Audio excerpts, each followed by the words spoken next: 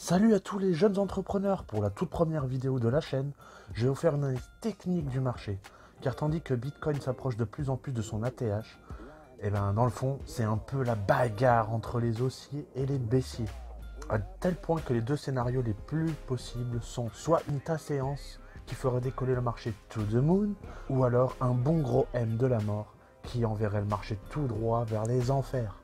Alors pour ne pas être pris au dépourvu, restez bien avec moi jusqu'à la fin de cette vidéo. Et on va tout de suite commencer par le scénario 1 et la probabilité d'un gros boom haussier dû à ce qu'on appelle en chartisme la tasse éance et qui est probablement en train de se dérouler en ce moment même sous nos yeux et sur le marché. Et je vais vous montrer ça juste après. Mais avant, je vais rapidement vous donner un petit bonus pour vous expliquer ce que c'est une tasse éance avec ce petit graphique que j'ai trouvé sur Google. Tasse éance, c'est souvent la toute première figure sur laquelle tombent les débutants quand ils commencent à se renseigner sur le trading. Et la plupart des articles qui sont disponibles sur Internet omettent beaucoup d'informations. Ce qui fait que, après avoir vu un petit dessin de courbe avec une formation tasse éance, les débutants pensent l'avoir partout. Et c'est bien là la première erreur. La tasse éance est une formation qui se forme vraiment très rarement. Et surtout, ce que je vais vous dire est valable pour toutes les figures chartistes. L'analyse technique n'est pas une analyse graphique. C'est une combinaison de facteurs psychologiques du marché qui provoquent des actions qui finissent ensuite par se traduire sur les courbes du marché sous une forme graphique qui, pour nous simples mortels, nous semble familière. C'est un phénomène connu sous le nom de pareidolie. Donc, prendre une décision de trading parce que sur un graphique, on a cru voir le dessin d'une tasse séance, d'un M, d'un W, sans même y appliquer un minimum d'analyse psychologique et technique, c'est du suicide. Autant prendre des décisions en lisant dans du mar à café et vous aurez sûrement plus de succès. Quand on s'intéresse un minimum au côté psychologique de la figure, on comprend assez vite pourquoi c'est une figure assez rare. Même si elle peut aussi être une figure de retournement, et là c'est encore plus rare, la tasse séance est quand même majoritairement une figure de continuation. Elle commence à se former après un rallye haussier. Donc on peut le voir ici en vert. Comme le rallye est rapide et puissant, beaucoup d'investisseurs estimant en avoir eu pour leur compte décident alors de prendre leurs bénéfices, ce qui crée un mur et une forte résistance. Et par la suite, ce qu'on appelle un panic sell va se produire, quand par crainte d'une grosse chute et pris de panique, tout le monde se met à vendre l'actif qui finit par couler fortement. Mais ce scénario catastrophe finira par ne pas se produire car un groupe d'irrésistibles gaulois va estimer que le prix est bon marché et va racheter systématiquement chaque chute et au bout d'un moment cela va former un soutien fort et stabiliser le prix ici en bas, ce qui va alors former le bas de la tasse car après plusieurs tentatives de cassage de cette ligne de soutien ici, les vendeurs cessent leur pression et ils commencent à perdre leur bras de fer face aux acheteurs. Le prix est alors libre car on a éliminé beaucoup de vendeurs pour entamer une remontée spectaculaire de la future tasse qui pour l'instant ressemble quand même surtout à un rounding bottom ici sur ce graphique, mais ça peut aussi être un V-bottom qui sont deux figures qui ressemblent beaucoup à la tasse séance puisque en fait c'est la tasse séance mais sans lance. Et donc ce qui va créer lance, c'est quand le rounding bottom ou le V-bottom va échouer soit en dessous, soit au niveau, soit au-dessus de l'ancienne résistance qui avait donc créé la prise de bénéfice et le panic sell. Un échec qui est souvent dû à un niveau de volume bien trop faible pour que le prix puisse prendre son envol. Ce qui va donc éliminer les derniers baissiers qui vont vendre et pour créer la petite anse qui ressemble surtout quand même et souvent à un genre de biseau ou drapeau descendant qui au bout d'un moment finit par casser par le haut et prendre une envolée spectaculaire due à l'euphorie que le titre va créer grâce à cette figure donc en tasse séance. Voilà pourquoi la figure est assez rare. Normalement, une chute aussi forte sur un actif a plutôt tendance à signer son arrêt de mort. Et la formation échouée d'un rounding ou d'un V-bottom est elle aussi assez rare.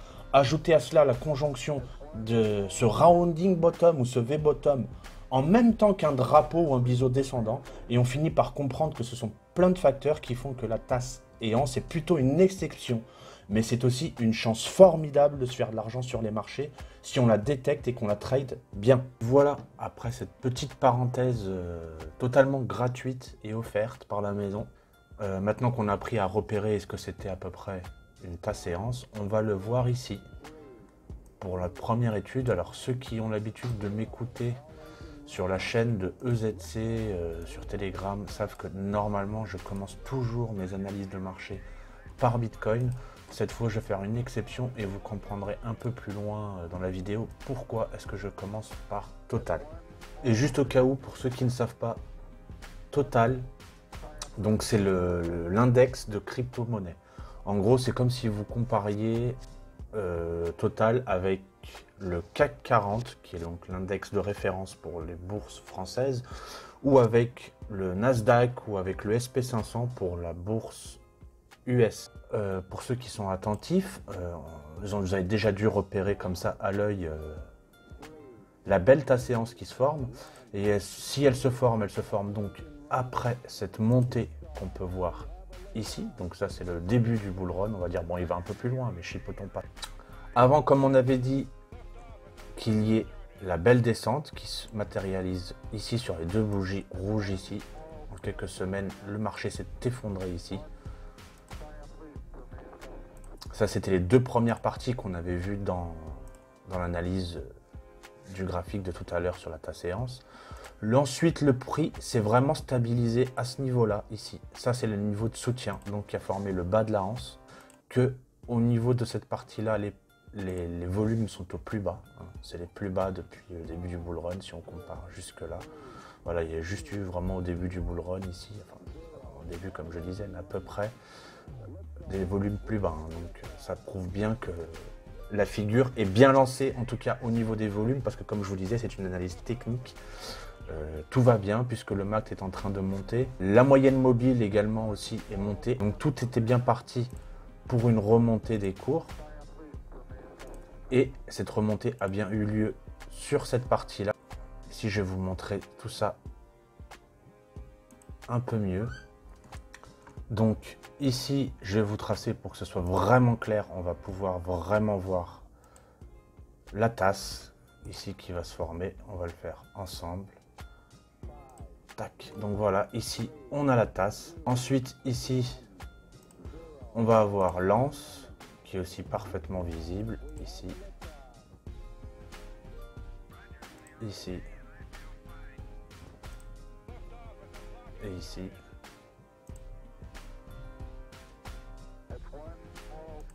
Voilà, on a la anse ici.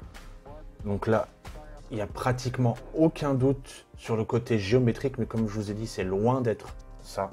On va regarder ensemble si tout correspond donc à la tasse séance. Comme je vous disais, les volumes ici en bas sont bons. Les volumes remontent ici, c'est parfait. Maintenant, regardons un petit peu au niveau de la ligne de coup. Est-ce que la ligne de coup a été cassée? Donc la ligne de coup, elle est située à peu près ici. Je vais réduire un petit peu l'épaisseur du trait, comme ça on verra encore mieux et mon tracé sera plus précis. Voilà, donc là en regardant uniquement sur la courbe, en ayant retiré les bougies, on voit bien que sur cette semaine là, donc là à l'heure actuelle on est dimanche à peu près aux alentours de 17 h. La clôture se fera donc dans quelques heures, ce sera tout à l'heure à 1 h du matin. On est sur cette semaine pour l'instant, je dis bien pour l'instant, sur un cassage de cette ligne de coup. Donc c'est un très bon signe. Ça veut dire que la figure de la séance est en train de se lancer éventuellement. Mais, je dis bien mais, il y a un très gros mais, il faut y faire très attention. Pour qu'une figure séance soit validée, donc il faut qu'elle casse la ligne de coup, donc la ligne verte que je vous ai mis ici. Ici, cette ligne verte, c'est la ligne de coup. Elle a bien été cassée. Par contre, il y a quelque chose de absolument primordial pour donner beaucoup de chance à la figure de se faire. C'est qu'il faut qu'il y ait une belle hausse de volume par rapport aux semaines précédentes. Et on voit bien que ici, pour l'instant, en tout cas, aujourd'hui dimanche, alors où je fais cette vidéo à 16 h 40, les volumes n'ont pas du tout eu de hausse significative, en tout cas pas suffisante, pour pouvoir casser de manière pérenne et sûre cette ligne de coup. Car quand on fait du trading, ce que l'on cherche avant tout, ce sont les opportunités de marché avec le plus haut taux de probabilité de se réaliser. Ce qui n'est pour l'instant, je le rappelle, pas le cas. Vérifions bien que toutes les cases soient cochées. On a bien vu que niveau psychologie de marché, on est plutôt bien, on est dans une bonne configuration de séance. Au niveau technique, juste comme ça, parce que je ne vais pas vous faire tout un cours sur le technique, les indicateurs sont pour l'instant plutôt haussiers. Le seul gros bémol pour l'instant pour valider la figure ta séance, c'est qu'il manque une bonne grosse dose de volume pour valider cette cassure de la ligne de coup et mettre toutes les probabilités de notre côté. Si les niveaux de volume venaient à exploser en même temps que le cours casse la ligne de coup, les chances qu'une hausse spectaculaire se produise sont estimées à 79%. C'est donc une figure chartiste avec une forte probabilité de réussite et avec de beaux gains en perspective, pourvu que toutes les conditions soient réunies. En revanche, anticiper la ta séance alors que toutes les cases ne sont pas cochées, ça réduit considérablement vos chances de réussite. Si vous le faites en connaissance de cause avec un trading maîtrisé, c'est une chose, mais ça en est une autre de le faire tête baissée sans prendre en compte toutes les éventualités. Quelles éventualités peuvent-ils nous rester dans le cas où il n'y a pas de volume qui suit? Donc, voilà ce qui peut se passer.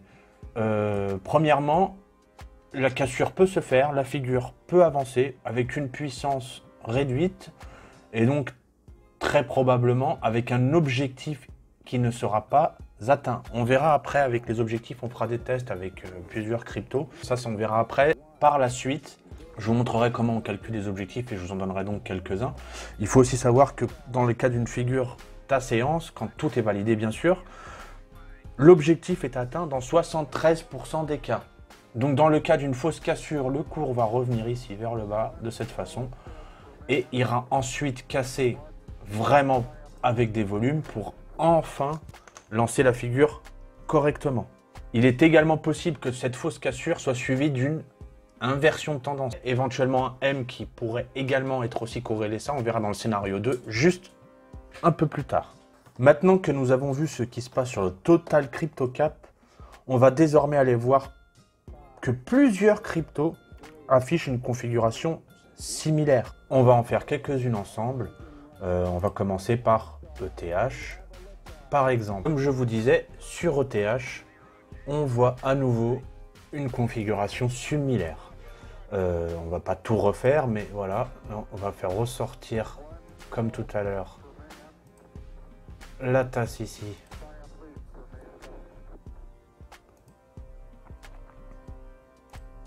Voilà, et la anse qui est là. On va aussi la faire ressortir.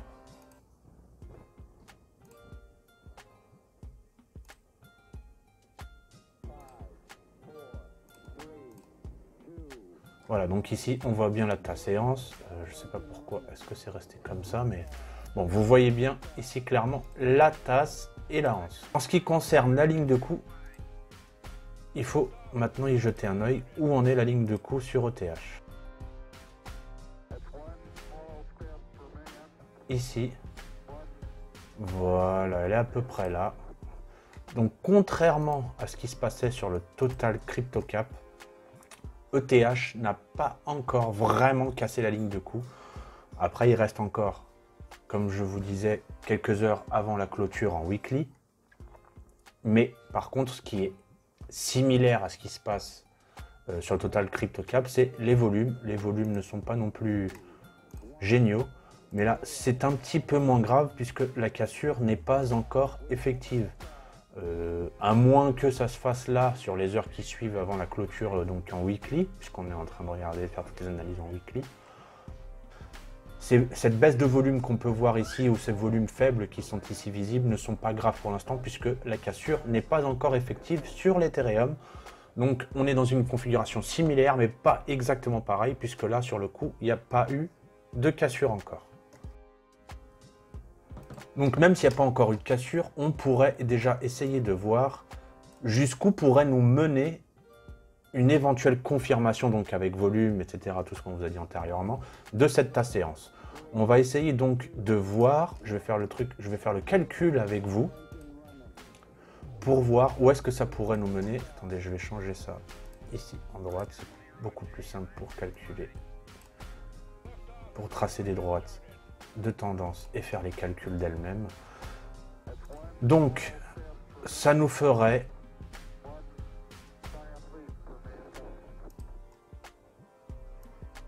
comme je suis en train de faire ici, ça nous ferait pour ETH, un objectif à 5044 USDT, 5059 USDT. Bon, on est approximativement 44, 59, c'est pas... On n'est pas à la virgule près, mais ça vous donnerait un objectif à peu près dans ces ordres-là. Et il faut savoir aussi qu'une chose, c'est qu'avec la séance, l'objectif minimal, c'est ce que je suis en train de vous montrer là à l'écran, est atteint dans 73% des cas quand toutes les cases sont bien cochées. L'objectif en tout cas serait dans ces environs-là. C'est bien un objectif minimal, ça ne veut pas dire que la hausse ne continuera pas après. Ça se peut également qu'il y ait une inversion, ça on le verra encore un peu plus tard dans la suite. Mais ça, c'est à peu près l'objectif minimal quand toutes les cases sont cochées. Ça ferait donc quand même, ça fait pas un x2, mais pas loin là en quelques temps. Et surtout que ça va se faire très rapidement. Ça peut se faire sur une ou deux bougies. Hein.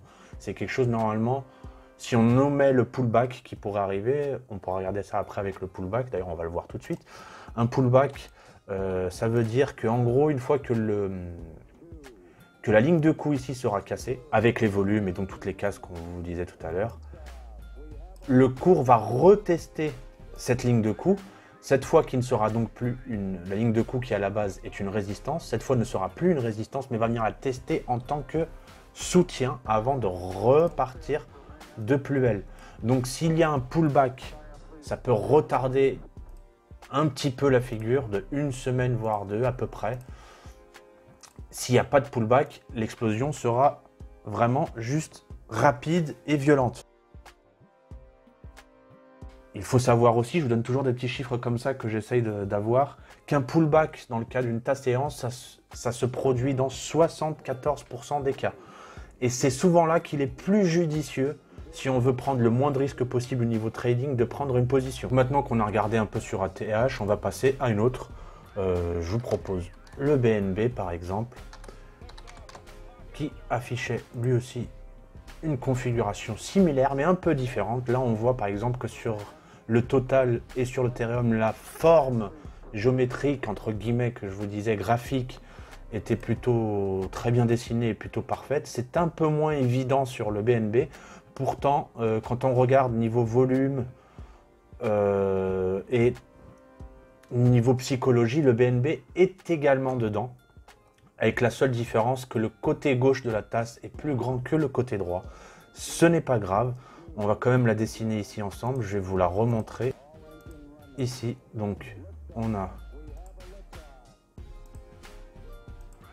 Je suis en train de tracer ici la séance pour que vous voyez que si elle est moins évidente, elle reste malgré tout évidente malgré tout. Voilà, donc on voit ici la tasse. Et ici, on va voir la anse ici. Je vais essayer de la faire aussi.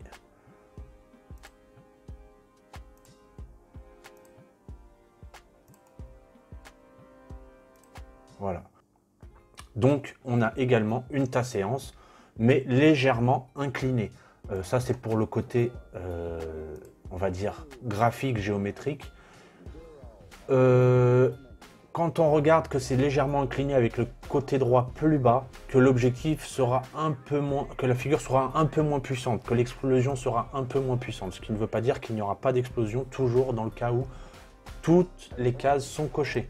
Donc là, comme j'ai fait le travail en amont pour vous, le BNB, les cases sont à peu près cochées. Point de vue technique, il reste quelques petits détails à revoir qui pourraient invalider la figure, mais on n'y est pas, on va rester toujours sur l'hypothèse.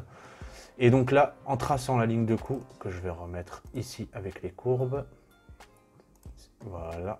Donc en traçant, vous voyez quand même quand on trace les droites de tendance, et qu'on le fait avec des courbes et non avec des bougies, c'est quand même beaucoup plus précis. C'était un petit détail en plus. Ça aussi, c'est cadeau.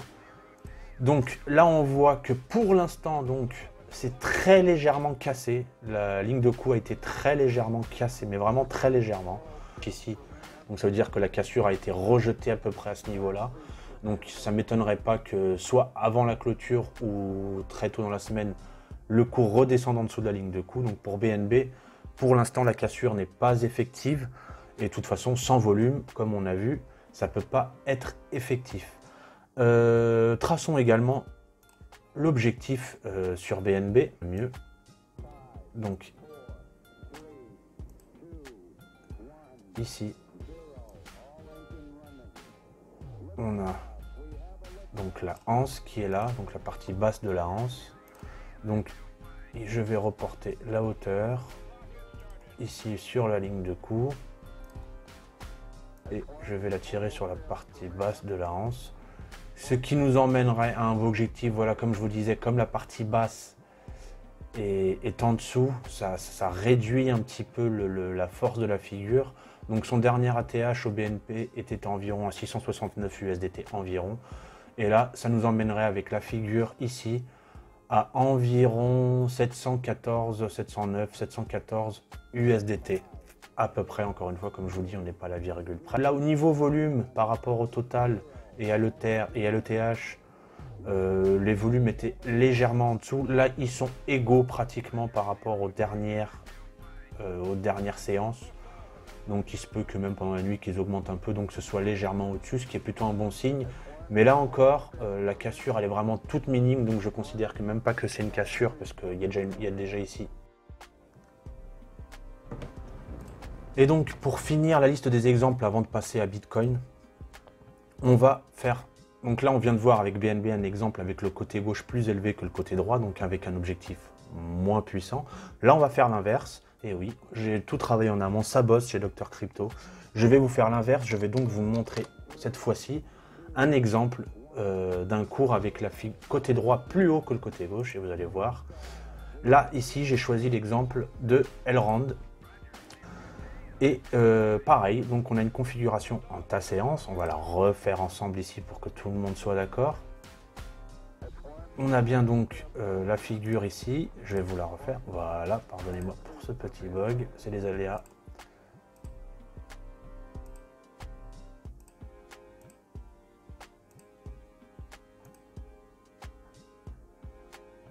Hop, voilà. Donc ici, on voit bien donc ici la tasse, qui est bien ici présente, et la anse, qui est également ici. On va la faire également.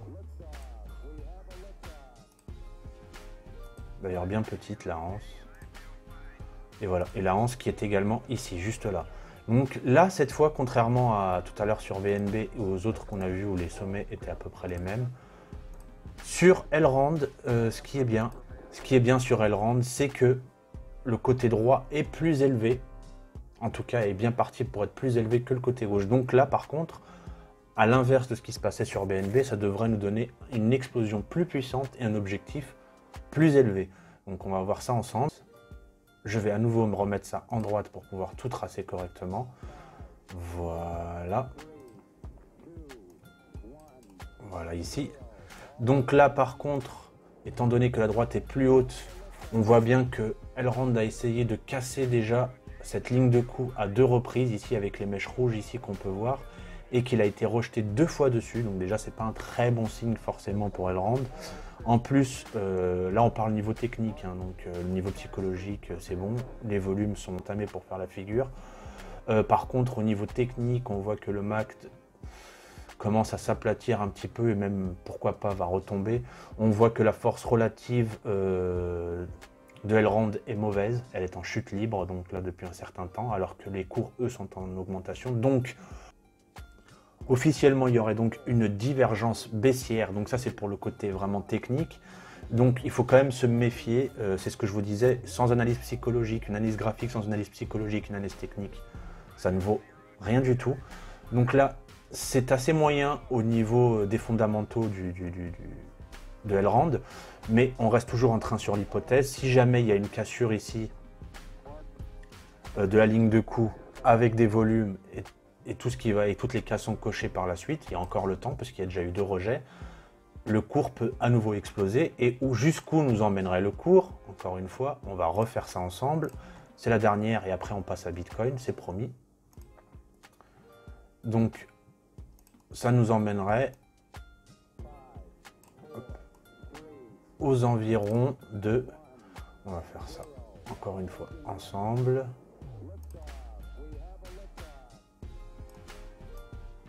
Ça emmènerait Elrond aux environs de 411, 412 dollars. Là, on peut vraiment dire qu'on est pratiquement au double. Voilà, maintenant que Elrond c'est fait, on va passer à Bitcoin. Et pourquoi est-ce que j'ai gardé Bitcoin pour la fin?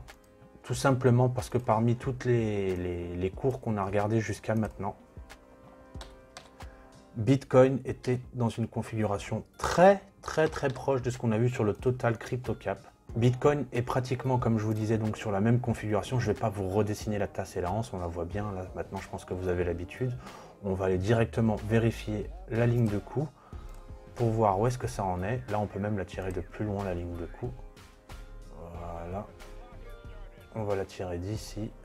On va la redresser là. Voilà. Là, je disais similaire à Total, mais en fait, c'est même déjà un peu différent. C'est qu'on va être sur la deuxième bougie de cassure. Donc là, ça fait déjà... Là, c'est la bougie sur laquelle on est, là. Donc, au moment où je vous fais cette vidéo. Ça, c'était la bougie précédente. Donc, ça fait déjà 2 semaines que la ligne de coup a été cassée sur Bitcoin. Pourtant, sur Bitcoin aussi, les volumes ne sont toujours pas optimaux pour valider cette cassure. Qui, comme vous pouvez le voir ici, c'est vraiment léger en volume. C'est même parmi les volumes les plus bas qu'on ait pu voir depuis le début du bull run. Ici, c'est ce que j'appelle des volumes déjà un peu plus élevés. Ce serait bien que dans l'idéal, on soit à peu près là au niveau de la cassure. On en est loin pour l'instant sur les quelques heures qui restent. Donc, il faut vraiment faire très attention à Bitcoin. Comme je vous disais tout à l'heure, parmi les scénarios, ça peut être une fausse cassure, il peut y avoir un renversement, ou alors, il se peut que le prix, donc la figure continue, la figure se fasse, donc il y a une hausse, mais sur lequel l'objectif ne sera pas atteint, ou alors très lentement. Mais tout ça pour dire que ça explique pourquoi est-ce qu'on est sur le point de passer l'ATH en ce moment sur Bitcoin. Parce que là, par contre, les fondamentaux techniques sont juste parfaits sur Bitcoin. Le MACD vient de remonter vers le haut, il s'est écarté carrément d'ici. Je fais juste un résumé rapide. La force relative est sur le point de croiser au-dessus de 0 et elle est montante déjà depuis le 10 mai. Donc c'est vraiment techniquement, en tout cas, Bitcoin montre tous les signes d'une montée pour le moment sur du moyen long terme, puisque comme je vous le dis, on est en weekly. Par contre, au niveau de la séance, il va peut-être y avoir encore quelques petits renversements. Il se peut également qu'il y ait un pullback, comme je vous disais tout à l'heure, un petit pullback ici, c'est-à-dire que le prix reviendrait se poser sur la ligne de coup et que les volumes augmentent après. Donc, c'est-à-dire à la fin du pullback, c'est également une possibilité. Il y a plusieurs choses à voir, mais en tout cas, il faut rester attentif au niveau des volumes pour savoir si ça va aller.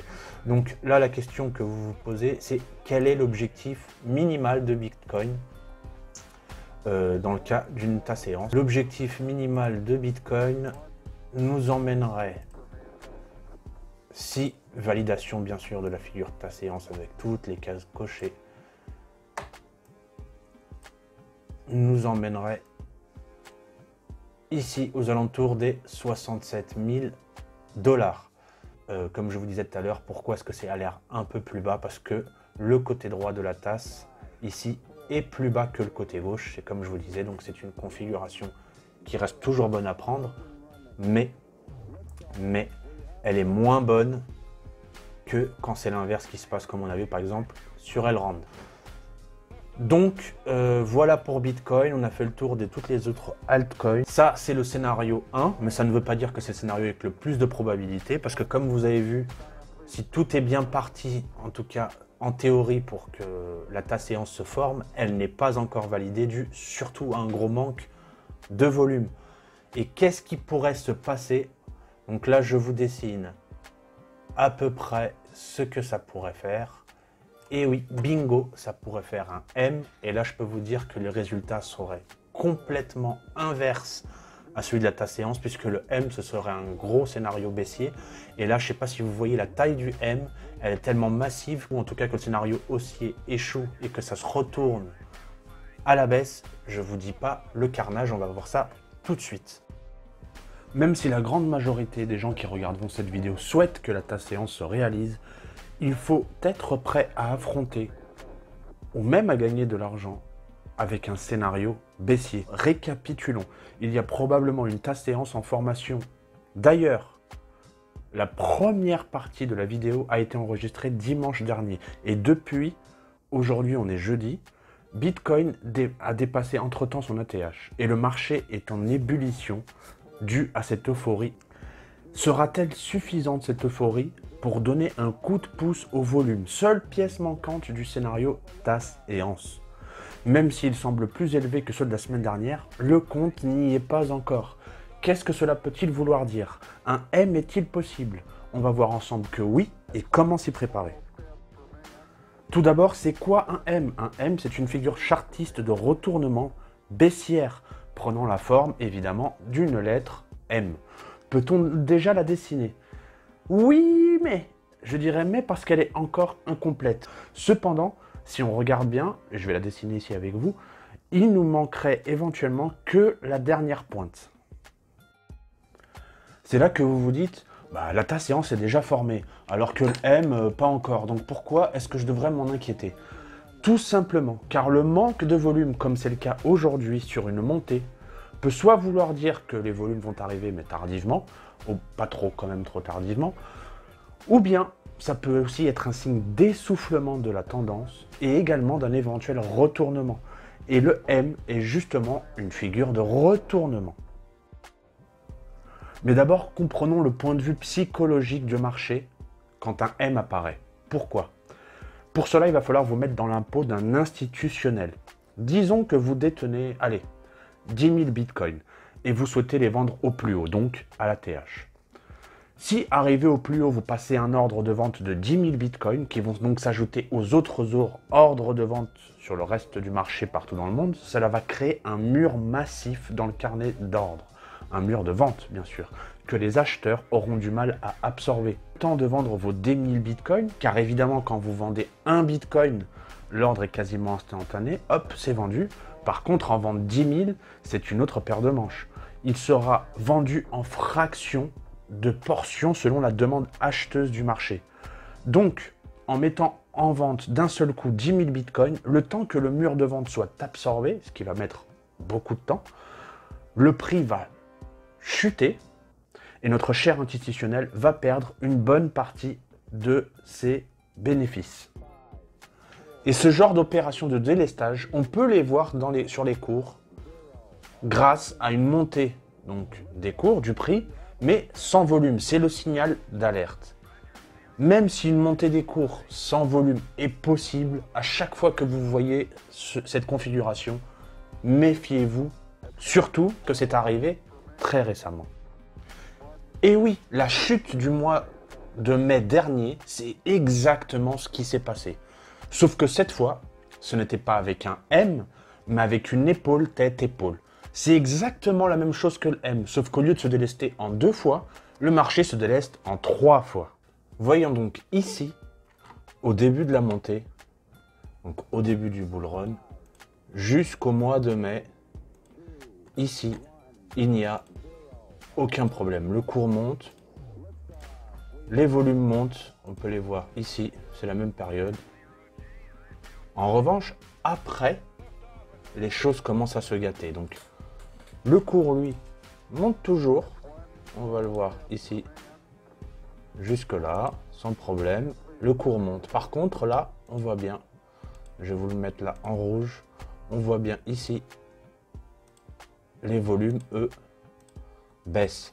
Pire encore, mais ça c'est encore un autre détail, on voit ici que la force relative, je vais vous la mettre également en rouge, baisse également. Donc, en vrai, juste avec les volumes, c'était le premier signal d'alerte. Ça montrait clairement qu'il y avait un essoufflement de la tendance et un éventuel retournement. Si ensuite vous alliez à ça, on rajoute la force relative en chute libre, on avait tous les ingrédients qui nous avertissaient que la chute allait arriver et elle était imminente. D'ailleurs, tous ceux qui étaient avec moi sur les canaux EZC ont pu éviter la casse. Une casse qui est devenue complètement concrète à partir du moment, on va aussi le regarder ensemble, où il y a eu ici, donc l'épaule tête-épaule qui s'est formée. Donc là, figure chartiste de retournement, comme je vous ai dit, c'est la même chose qu'un M, sauf que en 3 fois. Donc là, ici, on peut voir les 3 phase de délestation, première ici, la deuxième ici, et enfin la troisième là. Voilà, ça c'est les phases de délestation, et ensuite c'est allé très vite, il n'y a même pas eu de throwback, rien. Et on va faire même autre chose, pour ceux qui doutent encore de la puissance du chartisme, on va faire autre chose, on va calculer ici l'objectif que nous donnait cette épaule tête-épaule, donc qui nous prévenait de ce qui était en train d'arriver.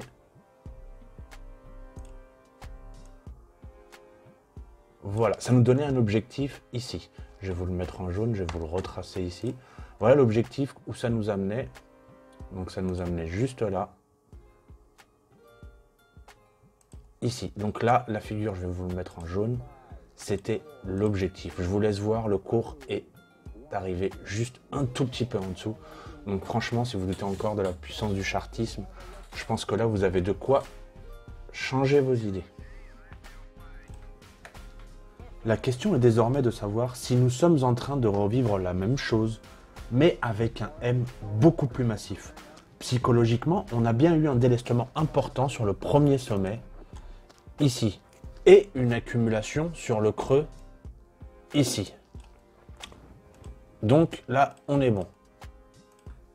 De plus, les volumes correspondent parfaitement. Ils sont en augmentation sur les descentes, ici, hop.